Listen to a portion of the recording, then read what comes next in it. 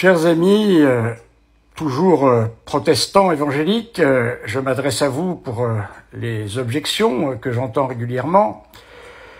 Savez-vous que la Bible dont vous disposez entre les mains, peut-être est-ce la Bible seconde, peut-être est-ce une autre Bible, il en existe un certain nombre, eh bien, vous ne posséderiez pas cette Bible, ce recueil des Écritures, si en 382, le Concile de Rome n'avait pas fixé une fois pour toutes le canon des Saintes Écritures.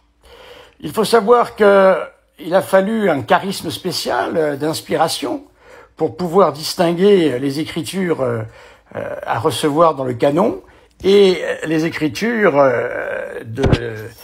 écrits qui justement ne font pas partie du canon des Écritures et qui étaient en très grand nombre.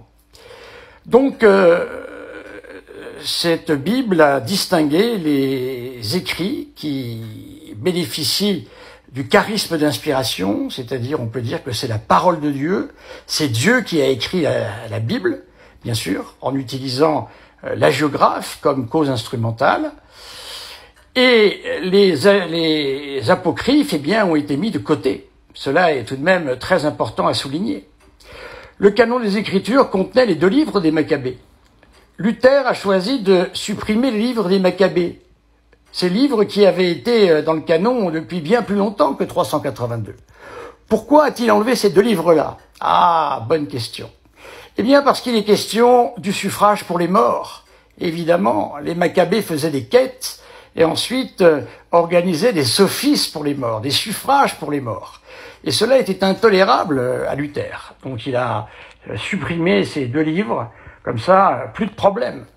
Luther voulait également se débarrasser de l'épître de Saint Jacques, qu'il appelait l'épître de paille. Alors là, il n'a pas osé quand même, hein. Car évidemment, ici, on comprend que notre salut vient également de nos œuvres.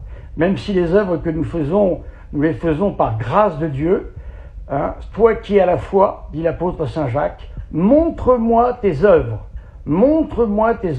et je verrai ta foi. Voilà comment il y a eu un trafic dans les Écritures au moment de la prétendue réforme protestante. Voilà, donc 382, date à retenir. Merci à l'Église catholique d'avoir su collecter, sous l'action assurée de l'Esprit Saint, la Sainte Écriture.